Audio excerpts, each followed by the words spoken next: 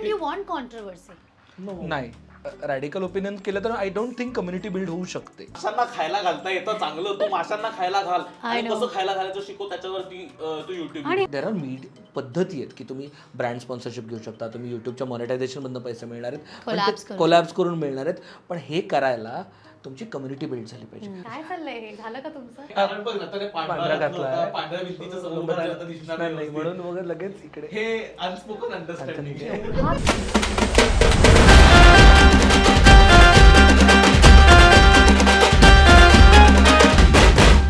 की आपण मगाशी डिस्कस केलं की तुम्ही काय कॉन्टेंट करता, करू पाहताय किंवा एकंदरीत करायचं काय हे ठरलं, पण ते कसं करायचं हे ह्याच्यावर ठरतं का? हा, आम्हाला बेसिकली कोणते टॉपिक्स करायचे हे आम्ही डिस्कस करतो, काय वेळ चालू आहे. इट्स नॉट लाईक की अरे परवा ही अवेलेबल आहे, जरा यांच्यावर गप्पा मारू. एक तर आम्ही व्यक्ती सेंट्रिक पॉडकास्ट करत असतो. Oh so you don't first decide की who is the guest, we Okay. Decide the topic Topic first first. And find relevant guest for. त्याच्यावरती चांगलं कोण बोलू शकेल आणि ज्यांचा अभ्यास जास्त आहे ते महत्वाचं. Okay. त्याच्यामुळे प्रायोरिटीज नेव्हर की कोण व्यक्ती अवेलेबल आहे आणि आता करा, की हे आपल्याला कव्हर करायचंय आणि यासाठीची योग्य व्यक्ती शोधतो. त्याच्यामुळे it is never been guest centric, it has always been topic centric. आणि हा एवढा अभ्यास किंवा हे प्लॅनिंग असं चालतं. म्हणजे आता हा हे जवळ तरी खूप पुढच्या हे काय डिसेंबर 14 वगैरे पर्यंतचं हे कॅलेंडर दिसतंय. तर जवळपास पुढच्या महिन्या दीड महिन्याचं कॅलेंडर प्लॅन करायचं. मग काय काय टॉपिक्स आहेत, कारण मग आता आम्ही फुसफुसच्या अंतर्गत एक सेक्शुअल वेलनेसचा अवेअरनेस वाली Series series करतो. Yes I think that abortion related पण काही Abortion केलं होतं, आता- आता मध्यंतरी आम्ही मेंटल हेल्थचा क्रॅश कोर्स Yes, केला होता, भावनेचा yes. क्रॅश कोर्स, आणि त्याला खूप पण चांगला ओके response नाव होता. कमिंग टू दॅट पॉईंट की मेंटल हेल्थचा तुम्ही जो क्रॅश कोर्स केला तो was it around the world mental health day, so असे रेलेव्हंट Yes. टॉपिक्स तुम्ही चूज करता Yeah. की टॉपिक ठरवण्यामागचा विचार कसा होतो? ऑनेस्टली त्या पॉइंटला जे अपील करत जातं ते करतो. ओके तर इज इट्स ऑल्सो लाईक की आता सध्या लोक काय बोलतायत, कशाबद्दल चर्चा चालू आहे का? नो ते पण आहे, आणि ऑनेस्टली आम्हाला काय बोलायचं म्हणजे इथे हे पण खूप मॅटर करते की आम्हाला आता हे इम्पॉर्टंट वाटते आणि आम्हाला याच्याकडे लक्ष द्यायला हवंय. कारण मेंटल हेल्थ बद्दल सगळेच बोलत होते. द रिझन भावनेचा क्रॅश कोर्स करण्यामागचं आहे की सगळे फक्त डिसऑर्डर्स बद्दल बोलतात, म्हणजे एन्झायटी बद्दल बोलतायत, डिप्रेशन बद्दल बोलतायत. सगळ्याचं मेन तर फिलिंग्स आहेत ना, इमोशन्स आहेत ना. Okay. इमोशन समजावून सांगा म्हणजे मी नाही मी समजू शकेल स्वतःला better. So that is the ultimate motive. आपण सिम्पटम्स बद्दल बोलत होतो, आपण कॉज बद्दल, सोर्स बद्दल बोलत नाही, समजून घेऊ फक्त. How interesting. Day to day life issues बद्दल बोललंच जात नाहीये. म्हणजे आपण मोस्ट ऑफ द गोष्टी त्या इग्नोर करतो. आणि लिटरली आम्हाला परवा आम्ही खूप भांडत होतो, मी आणि ओंकार वेगवेगळ्या मुद्द्यांवर आर्ग्युमेंट होते आणि आमचं असं झालं की पैसा महत्वाचा का माणसं. म्हटलं अरे ओके, हा महत्वाचा मुद्दा आहे, बोलला पाहिजे. पॉडकास्ट केला. आम्ही काल करू. हो सो अशी ही उत्पत्ती होते एखाद्या खूप होते, विषयाची, खूप कारण होते. तुम्ही दोघं असल्यामुळे विचारधारा वेगळ्या असतील, आम्ही त्याच्याकडे बघण्याचं विचारांच्या बाबतीत तसे बरेच वेगळे वेगळे आहोत. आहोत. अँड दॅट हेल्प्स, हो हो, Very कारण ते ब्रेन स्टॉर्मिंग तिथूनच होतं आणि अनेक विषय त्यातनं निर्माण ॲब्सोल्युटली ॲब्सोल्युटली. ओके सो आणि मग त्याच्यात म्हणजे असं लिटरली आत्ता आम्हाला काय त्रास देतंय ते ओके, हा बाकी लोकांनाही होणार आहे का त्रास, ओके मग ह्याच्यावरती बोलूया. मग ह्याच्यासाठी चांगला गेस्ट कोण आहे. म्हणजे आता फायनान्शियल लिटरसी सारखी मुद्दा असेल की बघतोय की बाबा आजूबाजूचे मित्र चाच पडतात, राईट, त्या गोष्टींनी हे होतात. आपण इन्व्हेस्टमेंट बद्दल खूप बोलतोय. पर्सनल असू शकतात मुद्दे. आणि आता झालंय काय माहितीये का, म्हणजे आता सुरुवात करताना हाच प्रायमरी थॉट होता की स्वतःला जे बघायचंय ते करायचंय. ज्या पद्धतीनं कॉन्टेंट पोहोचला आणि आता कोण कोण कन्झ्युम करते हे कळायला लागलं ना, तर त्यांची जबाबदारी आहे की त्यांना केटर करणारे विषय केले पाहिजे. Right. म्हणजे आता रॅन्डम लोक मेसेज करतात की तुम्ही फुसफुस मध्ये हे सगळं करता, मी पण बघतो, माझे आई वडील पण बघतात, Okay. आणि you are mediators for us, आमच्या आणि आमच्या आई वडिलांच्या जनरेशन मध्ये. वाव, तर त्यांना त्यांच्या आई वडिलांना एखादा मुद्दा समजावून सांगायचा असेल तर ते आम्हाला मेसेज करतात की तुम्ही हा टॉपिक घ्या, मला आई वडिलांनाही समजावून सांगा. That's amazing. आणि मला आता इथे हे सॉरी मी अंडरलाईन करते हा फॅक्ट की how only the medium has change. आपण पूर्वी सगळे एकत्र बसून टीव्ही बघायचो, लिव्हिंग हॉलमध्ये, लिव्हिंग रूम मध्ये बसून आई वडील सगळी जनरेशन एकत्र बसून चित्रहार 2 आतापर्यंत कपिल शर्माचा शो असेल तर हे सगळं आपण पाहायचो आणि तो आपला कॉमन मुद्दा असायचा एकत्र जगण्याचा दिवसभरातला. आणि आता तो युट्यूब झाला आहे किंवा डिजिटल मीडिया झालाय. इट्स व्हेरी रेअर, कारण की खूप आता आपण हेही म्हणतो की digital media is a very personal media. म्हणजे मी माझ्या अंथरुणावर बसून शेवटी रात्री झोपताना काही गोष्टी पाहते किंवा मला जेव्हा मध्ये मध्ये वेळ मिळतो, पण families also can connect through it आणि सगळे एकत्र बसून सुद्धा एखादा कॉन्टेंट कन्झ्युम करतात. खूप जास्त. आमचा कॉन्टेंट तर ऑनेस्टली फॅमिली मधले सगळे लोक कन्झ्युम करतात. Family मध्ये- दिस इज युअर आणि सक्सेस व्हॉट्सअप फॉर्म्युला. बरोबर मे बी आय डोंट या इट कॅन मला हे लक्षात नाही आलं पण या आम्ही एका जनरेशन आम्ही करायला गेलो की फक्त एका जनरेशन साठी आपल्याला वाटतं ते रिलेव्हंट करूयात. लक्षात आलं की आपले आई वडील त्यांना माझी आई आम्ही लिटरली जजमेंट वरचा एपिसोड केला होता. माझी आई मला घरी गेल्यानंतर म्हटली की मला वाटलं नव्हतं रे तुम्ही एवढ्या सगळ्या गोष्टींचा विचार करता. नाही तिला स्नीक पीक मिळतं माझ्या लाईफ मधला. आम्ही मिलेनियल्स म्हणून आपलं जनरेशन काय काय पर्स्पेक्टिव्ह आहेत त्यांचं म्हणणं काय. आपण आईवडिलांशी बोलत नाही ना तेवढ्या छोट्या छोट्या गोष्टींवरती आपले पर्स्पेक्टिव्ह. तर त्यांना असं वाटतं की आपली पोरं काहीतरी बोलतायत आणि आपल्या पोरांचे पण हेच पर्स्पेक्टिव्ह असतील. तर ते त्यांना स्नीक पीक मिळतं. आणि मगाशी तू म्हणालीस तर खूपच मला महत्त्वाचं वाटतं. बऱ्याचदा आम्हाला व्हॉट्सअपवरती इंस्टाग्रामवरती हा फीडबॅक येतो की आम्हाला असं वाटतं की आम्ही तुमच्या हॉलमध्ये बसतो. तू बघितलं तर घरासारखाच सेटअप आहे हा. Absolutely. तर लोकांना वाटतं की आम्ही हॉलमध्येच बसलो आणि ते आमच्या गप्पांचा पार्ट आहेत. आणि ते वाटल्यामुळं इन्क्लुझिव्ह कोणाला तरी आपल्या जगाचा भाग करून घेणं ही आता मला असं वाटतं की लोकांची सगळ्यात जास्त मोठी गरज आहे की आपण बिलॉंग करतो, आपण इन्क्लुडेड आहोत, आपण कशाचा तरी भाग आहोत. हे ज्या क्षणी होऊन जातं त्या क्षणी आपण रिलेट करायला लागतो, कनेक्ट करायला लागतो आणि मग ते फॉलोअर्स मध्ये सबस्क्रायबर्स मध्ये कन्वर्ट community build होते. एक्झॅक्टली. सो राईट नाव तुम्ही म्हणालात की घराचा भाग आहात, तुम्ही बघितलंय, तर मला असं वाटतं पण लोकांना पण तुमच्या घराचा Yes. भाग दाखवूयात Please. आणि पुढच्या हे सांगू खोलीत द्या. जाऊयात. हा पहिला सेटअप आहे आमचा. जिथे आपण, खुसफुस तुम्ही शूट. शूट कर रहे हो. हा कॅमेरामॅन नाहीये. हा माझा ड्रायव्हर कम बॉय कम माझा स्टाफ आहे. हा रेकॉर्ड करायला लागलाय. व्हेरी कॅमेराच देत नाही अरे, एक नंबर. पर डे घेणार आहे का? सो हा आमचा पहिला सेटअप आहे. हा आमचा सगळ्यात फेवरेट शो खुसफुसचा सेटअप आहे. इथे आम्ही खुसफुस रेकॉर्ड करतो. नाही Yes. आणि इथे मुक्त शोचा सेटअप आहे जिथे आपण जाऊन आलो मगाशी. येस. तर इथे आम्ही दोघांच्या बसण्याच्या जागा आणि हा दामुक्त शोचा सेटअप. आणि ही तुमची टीम आहे. येस. हा मोहित आहे. हाय कर मोहित. मोहित एडिटर आहे आपला. तो काम करतोय, त्याला बसवलेलं नाहीये. मोहित आमचा टेक बॉय आहे. सगळं टेक तो बघतो. सगळं टेक्निकल डिपार्टमेंट तो मॅनेज करतो.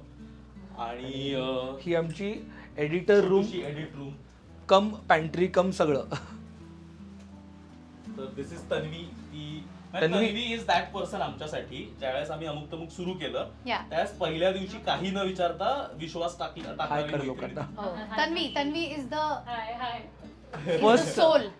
या शी इज द सोल. म्हणजे आम्ही दोघं सोडून जर पहिल्या दिवसापासून अमुक तमुक वरती कोणी विश्वास टाकला असेल आमच्या फॅमिली सोडून तर तर ही तन्वी. व्यक्ती आहे. वा. म्हणजे तिने 2-3 महिने कशाही गोष्टीची अपेक्षा न करता she has been with us. आणि this is Shrutika. She is also an editor. Thank you Tanvi. Hi Shrutika. Hi Sohan Sohal. Sohan Sohan आमचा सोहम नाही Sohan. Sohan editor cum intern cum सगळंच आहे. तर आता यांचं तेच काम चाललंय बेसिकली. आज आम्ही एक एपिसोड म्हणजे आपण मगाशी पण बोलत होतो ना प्रोसेस काय काय असते. आज आम्ही खरं तर काल एक एपिसोड रिलीज होता ओके. जो आम्हाला असं वाटलं की यात कदाचित कॉन्ट्रोवर्शियल ओपिनियन असू शकते. Okay. So we stop the release. आम्ही आमच्या ओळखीच्या आमची स्वतःची लॉयरही आहे. Okay. तर we sent that video to her. Okay. आम्ही आणखीन 4 मित्रांना 4 वेगवेगळ्या लोकांना विदाऊट कॉन्टेक्स्ट एपिसोड्स पाठवले. Okay. त्यांच्याकडनं त्यांचा रिव्ह्यू घेतला. Feedback त्यांचा रिव्ह्यू आला आणि आता हे दोघं जण मिळून त्याच्यावरती काम करतायत. आणि जो काही Feedback आहे. फीडबॅक आहे तो इन्कॉर्पोरेट करतो. तर वुडंट यू वॉन्ट कॉन्ट्रोवर्सी? नाही अर्धी लोक तर हे मुद्दामूनही करत असतील. नाही नाही पण कॉन्ट्रोवर्सी पाहिजे. हे एक मला वाटतं खोटं ओपिनियन तयार झालंय की युट्यूबवरती controversy it might be working for others पण आमच्यासाठी ते वर्क होत नाही. आणि आम्हाला अगेन आमच्या पार्टच नाही ती आम्हाला पर्सनॅलिटी. करायचंच नाही. हा एकतर मला मुद्दा हाच वाटतो की मोटिव्ह काय तुमचा आमचं हे सगळं करण्याचा मोटिव्ह आम्ही तुम्हाला काहीतरी सांगतो हा नाहीये. तर आम्हाला हे समजून घ्यायचं आहे. So if this episode is about food ना तर मला फूड बद्दल समजून घ्यायचं.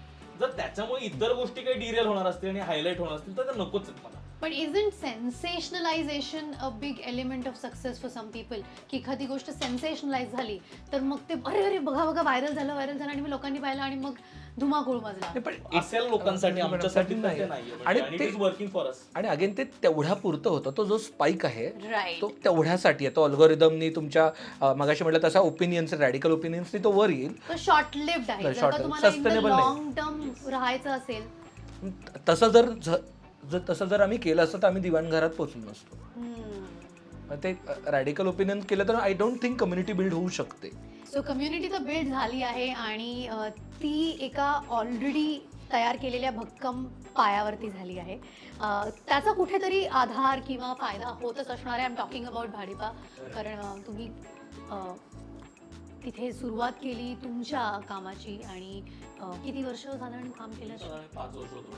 सो आय एम शुअर या 5 वर्षांमध्ये जे अनुभव मिळाले त्याचा निश्चितच फायदा अमुक तमुक चालू करताना झाला असेल. डेफिनेटली. एक तर कामच गेले 5 वर्ष मी युट्यूब साठी करत होतो ना, तर त्याच्यामुळे युट्यूब कसं वर्क करतं हे नव्याने शिकायची गरज नाही. त्यामुळे काय अल्गोरिथम्स असतात, त्या पद्धतीचा कॉन्टेंट बनवला पाहिजे. एक तर एडिट करताना पण युट्यूब साठीचं एडिट वेगळं केलं पाहिजे. हे म्हणजे दिस वॉज माय लर्निंग ना, तर त्याच्यामुळे ते आपोआपच येतं की एपिसोड करताना पण पहिल्या दिवसापासून हे कसं दिसणार हे माहिती होतं आणि तो कॉन्फिडन्स सुद्धा म्हणूनच करत आहे. तर डेफिनेटली इट हॅज हेल्प, कारण my entire understanding learning has been YouTube for a very long time. आणि how different yet it is from Bhadipa? बऱ्यापैकी डिफरंट. एक तर जॉनराच वेगळे, हा व्हिडिओ पॉडकास्ट आहे, ते कॉमेडी होतं, त्याच्यामुळे त्यांचा जो ऑडियन्स केटर करणारे आहेत तो वेगळा आहे. आणि इथे एकतर ते प्युअर एंटरटेनमेंट होतं. We are a knowledge platform, informative we are a knowledge platform. म्हणजे इन्फोटेनमेंट मी म्हणत आम्ही खरं तर, कारण देयर इज नो एंटरटेनमेंट. म्हणजे जे काय आम्हीच पाचकळ विनोद करतो आणि त्याच्यावर लोक हसतो, तर त्याला एंटरटेनमेंट म्हणणार असते लोक, तर ठीक आहे, काय हरकत नाही आम्हाला.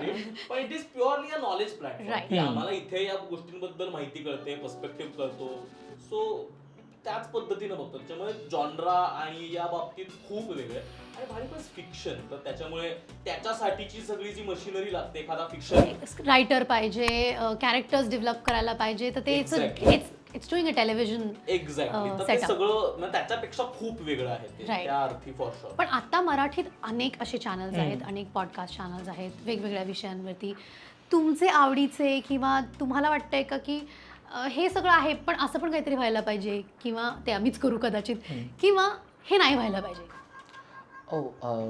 थँकफुली मराठीमध्ये ना निश कल्चर्सवरती आता यायला लागलेत, जे अजून येणं एक्सपेक्टेड आहे. म्हणजे आत्ता फक्त आगरी भागातनं काही कम्युनिटीज आहेत किंवा म्हणजे कॉन्टेंट क्रिएटर्स आहेत, किंवा आता कोकणी राहणमाणूस आहे तो कोकणावरती करतो. मला असं वाटतं यूट्यूब ॲज अ प्लॅटफॉर्म हे छोट्या छोट्या कल्चर्सवरती कॉन्टेंट क्रिएट करू शकतो आणि ते व्हायला पाहिजे. म्हणजे आपल्याकडे तर खूप डायव्हर्स आहे. होतंय की, पण खानदेशात अख्खी इंडस्ट्री आहे ती युट्यूब गोष्टींवरती चालणारी. त्यांच्या फिल्म्स बनतात, त्यांची गाणी बनतात, सिरीज बनतात, अख्खं तेच अजून व्हायला पाहिजे. मी म्हणतो की खानदेश आणि ज्या कल्चर्सना रिप्रेझेंटेशन मिळालं नव्हतं त्यांनी केलं, पण बाकीचे म्हणजे पश्चिम महाराष्ट्रातनं पण वेगवेगळ्या कल्चर्स होते. म्हणजे आता कोल्हापूरमध्ये व्हायला लागलं, ते सोलापुरात होणं गरजेचं असं विदर्भात आणि विदर्भात पण वेगळं. म्हणजे गडचिरोलीचं कल्चर वेगळं आहे, अमरावती साईडचं कल्चर वेगळं आहे. त्यावरती कारण का ॲज यू सेड की लिगसीसाठी आहेस तू इथे, आर्कायवल साठी हे सगळ्यात सुंदर मीडियम. आणि ना सगळ्यात भारी गोष्ट म्हणजे ना, आतापर्यंत टॅलेंट शोकेस करण्यासाठीचे जे काय प्लॅटफॉर्म होते ना, म्हणजे कॉलेजमध्ये समजा ह्या स्पर्धा आहेत, स्नेहसंमेलनासारख्या स्पर्धा आहेत, तुम्ही स्टेजवरती परफॉर्म करू शकाल असं टॅलेंट तुमच्याकडे असेल तरच तुम्ही ते टॅलेंट शोकेस करू शकता. आता युट्यूबमुळे तुमच्याकडे कुठल्याही पद्धतीचं टॅलेंट असो, मला खाणं आणि ते टॅलेंट कॅटेगरीमध्ये बसत नसेल तरीही I am good at this, you can make content. I am good at just talking and you have listeners, come on, go for it. Exactly. काही म्हणजे तुला काय माशांना खायला घालता येतं चांगलं, तू माशांना खायला घाल आणि कसं खायला घालायचं शिकव, त्याच्यावरती तू युट्यूब. आणि हो, पशुपालन यावर कोणतरी चॅनल सुरू आहे जिथे की घोड्यांना कसं काय खाद्य लागतं, काय नाही लागत, असे मालिश काय लागतं, ह्याच्यावरती पण लोक. So there is everything under the sky which you can do and which audience is there for. एखादी शाय व्यक्ती असू शकेल जिला काय म्हणतात झाडं लावायला आवडतात, छान बाग बनवायला आवडते. हॉर्टिकल्चरवरती आत्ता सगळ्यात जास्त चांगले यूट्यूब चॅनल्स आहेत. आम्हाला कळत नव्हतं झाड का मरतात आमची, तर आम्ही यूट्यूबवरती गेलो आणि सर्च केलं. YouTube has become the first medium to. So it is your encyclopedia. It is your Google. It is your. कळलं नाही की आपला व्हिडिओ हवा असतो रेफरन्ससाठी बघायला. ऑफकोर्स. हां, आणि टायर मी जेव्हा पहिल्यांदा रिअलाइज केलं की अरे यूट्यूब कशासाठी वापरता येतं, कुठल्याही गोष्टीसाठी, in a good sense, was 5-6 वर्षांपूर्वी आम्ही नाशिकला चाललो होतो आणि आमची गाडी पंक्चर झाली. आणि जी गाडी होती ती नवीन इनोवा होती कोणाची तरी मित्राचीच. आणि म्हटलं हे कसं त्याचं चाक कसं बदलायचं, ते कसं शोधा, कोणाचा नंबर लागे ना काय नाही.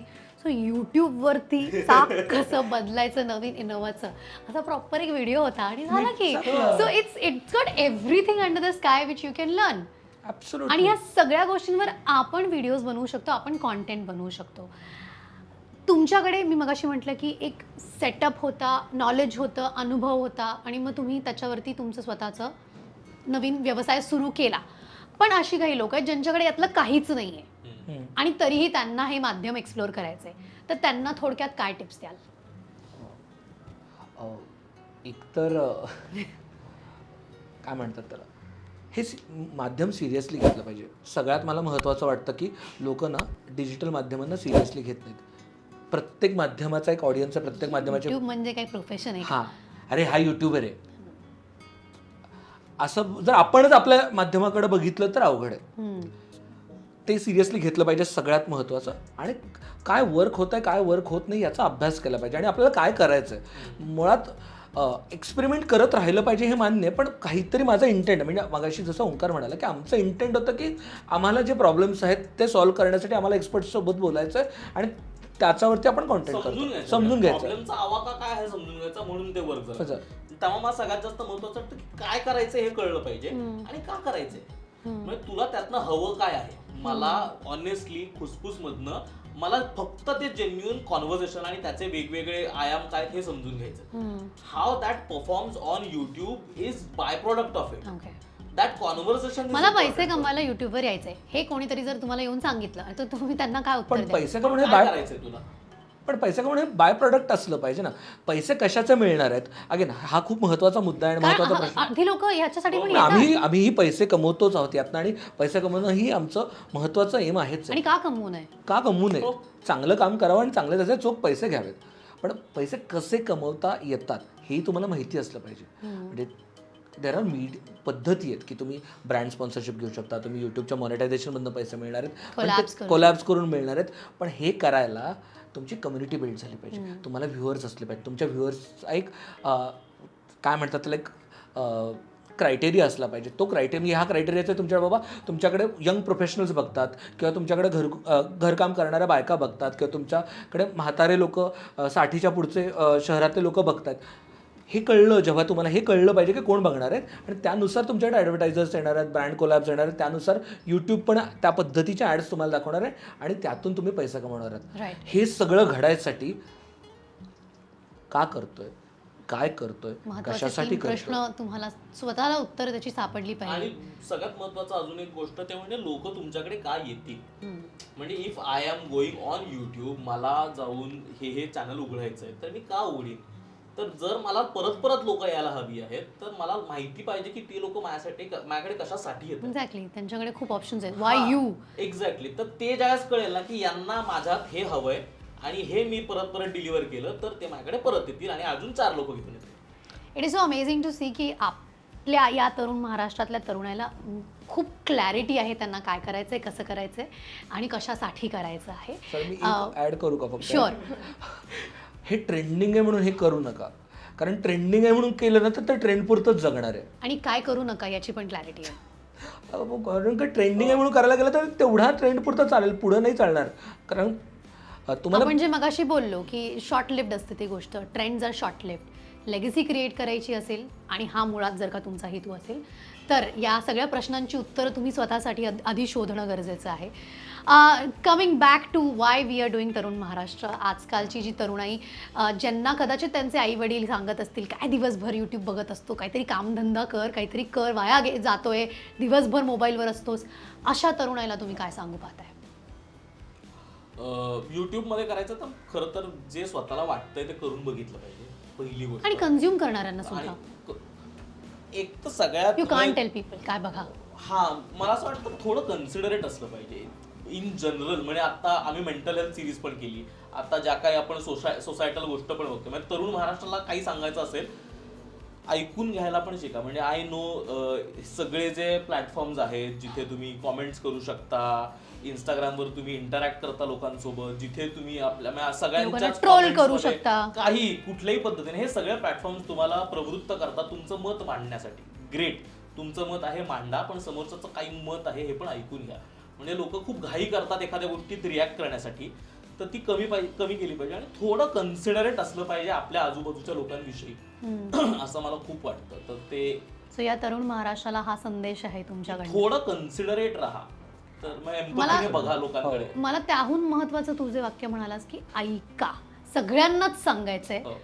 पण कोणीतरी ऐकणारं हवंय. आणि तुम्ही बोलायच्या आधी देवाने जे 2 कान दिलेत त्याचा आधी वापर करा. आणि ह्या तरुणाईला कदाचित मला असं वाटतं लोक ऐकणं लोकांनी कमी केलं आहे, कारण की आपल्याकडे वेळ कमी असतो आणि त्या वेळेत आपल्याला सगळंच पाहायचंय आणि त्या सगळ्यावरच बोलायचंय. ॲब्सोल्युटली. आपल्याला ऐकायला आलं तरच बोलता येतं ना. राईट. सो त्यामुळे आपण ऐकलं पाहिजे आणि तरच आपण बोलायचा अधिकार मिळवू शकतो. आणि मला मगाशी म्हणाला त्यात फक्त एक ॲड करावं असं वाटतं की कोणतंही डिजिटल माध्यम, यूट्यूब असेल, इंस्टाग्राम असेल, त्याच्यावरती काय कन्झ्युम करायचं हे आपल्याला ठरवायचं आहे ना. खूप गोष्टी आहेत तिथे. म्हणजे मी स्वतः कॅट व्हिडिओजवरती अर्धा तास स्पेंड करतो, पण मला लक्षात येतं की ओके आपण खूप वेळ कुठे थांबलं पाहिजे.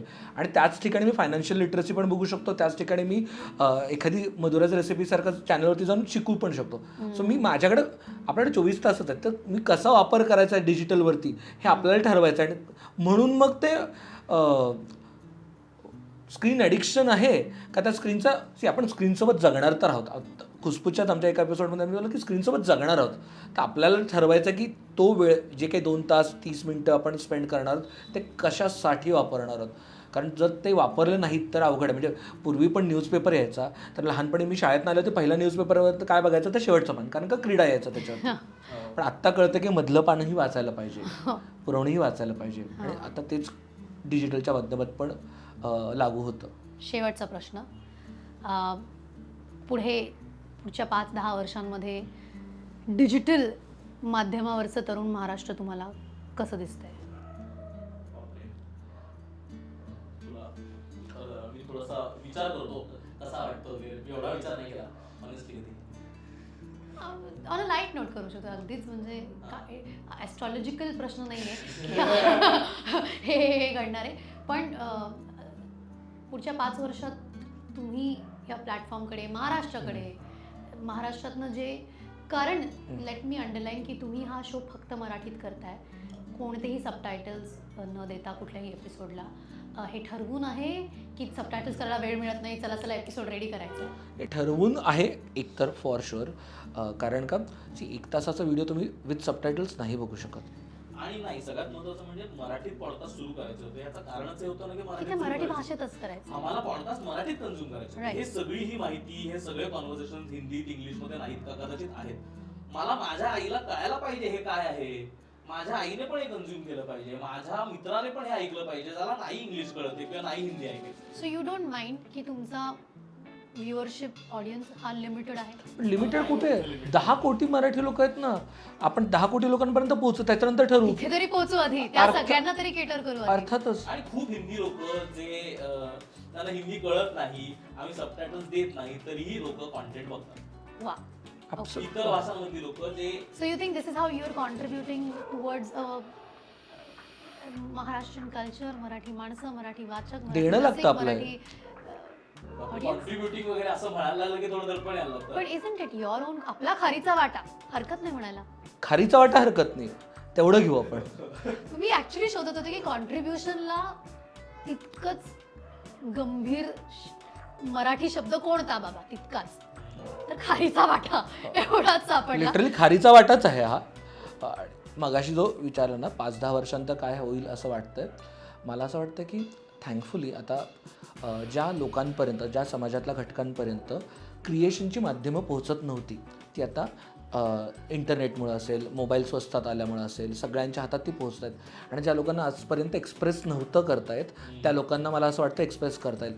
सो आज तागत आपल्याला अशा समाजाचं म्हणजे इकॉनॉमिकली, सोशली थोडेसे अंडर प्रिव्हिलेज जे लोक होते त्यांना काय म्हणायचं आहे, त्यांच्या आयुष्यातले काय स्ट्रगल्स आहे ते कधीच दिसले नाहीत. ते मला वाटतं ते ह्या माध्यमातून पुढच्या 5 वर्षात सांगू शकतील आणि ते एम्पॉवर होऊ शकतील, असं माझं काहीतरी असं डोळ्यात माझे चित्र आहे. वा. हे डोळ्यातलं अतिशय सकारात्मक चित्र किंवा प्रेरणादायी चित्र, मोटिवेशनल चित्र पाहून मला असं वाटतं की या नोटवर आपण थांबूयात. Let's all use all the tools that we have in our hands positively. एकमेकांच्या आयुष्यात जे काही आपण कॉन्ट्रीब्यूट खारीच्या वाट्याच्या निमित्ताने करू शकू ते करूयात. तुम्हाला तुमच्या चॅनलसाठी पुढच्या सगळ्या वाटचालीसाठी खूप साऱ्या शुभेच्छा. थँक्यू सो खूप मच. गप्पा मारल्या आणि खूप मजेशीर गप्पा मारल्या आणि हा क्रॅश कोर्स तुम्हाला कसा वाटला आम्हाला नक्की कळवा. थोडं सांगा ना, माझं पण चॅनल सबस्क्राईब करा. मुखची पण कोणी लोक बघतात तर प्लीज सोनालीचं चॅनल फॉलो करा. आणि मला हे खूप इंटरेस्टिंग वाटते की ना, मगाशी पण आपण जे बोलत होतो ना की ऍक्टर्स ना कायम स्क्रीनवरच बघायचं राईट. आणि ते तिथेच, आणि तुमचं म्हणणं काय आहे, तुम्ही तुमचे ओपिनियन्स काय आहेत हे सोशल मीडिया सोडून कळत नाही. आणि मला खूप छान वाटतं की तू असा काहीतरी इनिशिएटिव्ह घेतेयस आणि स्वतःचं काहीतरी म्हणणं लोकांपर्यंत पोहोचवण्याचा प्रयत्न करतेयस. तुला जे योग्य मुद्दे वाटतात ते सपोर्ट करण्याचा प्रयत्न करतेस. मला असं वाटतं त्या पोझिशन वरती जिथे लोकांनी तुम्हाला नेऊन ठेवलेस ना, तर त्याचा वापरही सोशल कॉन्ट्रीब्युशन साठी केला पाहिजे. आणि तुमच्यासारखे लोक करतात त्याला छान वाटतं. त्याच्यामुळे प्लीज तुमची लोक जी कोणी सबस्क्राईब करा सबस्क्राईब आणि नोटिफिकेशन वरती पण क्लिक करा. या म्हणजे पहा, मला जे म्हणायचं ते पहा. सबस्क्राईब नाही केलं तरी चालणार आहे, म्हणजे करा. फारच अंबल झालं नाही का?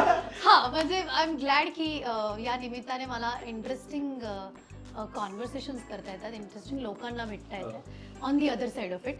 नाहीतर एरवी उलटं असतं. पण like you sed very rightly की बऱ्याचदा काय होतं की आम्हीही विचार करतो आणि आमचंही मत असू शकतं आणि ते बरं असू शकतं, आम्हालाही कळू शकतं आणि आमचेही विचार असू शकतात. हे प्रत्येक ठिकाणी मांडण्याचं माध्यम बऱ्याचदा मिळत नाही आणि ते कंट्रोल्ड असतं, बऱ्याचदा फिल्टर्ड असतं. सो आय थॉट अनफिल्टर्ड असे जाऊयात आणि जे मला वाटतंय ते लोकांपर्यंत पोहोचूयात. Absolutely. I am sure people would love, म्हणजे लोकांना तुला अनफिल्टर्ड या माध्यमात बघायला खूप आवडणार आहे. फक्त लोकांना माहिती नाही, त्यामुळे त्यांनी सबस्क्राईब केलेलं आहे. ऍक्च्युली त्यांना कळलेलं आणि नाही, सगळ्यात भारी काय होतं कारण आपण ऑर्गॅनिक होतो. आणि सगळ्यात भारी काय होतं माहिती म्हणजे ऍक्टर सेलिब्रिटीज माणसं म्हणून कशी आहेत ना, हे कळायला थोडं सोपं पडतं. नाहीतर ते सतत तुम्ही त्या एका ग्लॅमर मध्येच त्यांना बघता आणि you don't see them as humans. आणि आय थिंक तू पण करतेस, स्पृहा पण तिचं काहीतरी टाकत तिथे असते. बरीच वर्ष ती आमची सिनियर आहे. पण त्याच्यामुळे असं कळतं की अरे हे पण ह्युमन्स आहेत. म्हणजे आपण जे आपल्याला वाटतं ते ह्या लोकांना पण वाटलेलं आहे आणि इट्स अ गुड कनेक्ट. खूप छान दुवा आहे 70 mm आणि माणसांमधला. YouTube. Thank you so much guys. आणि this is it. Thank you for talking to us. Thank you. Thank you so much.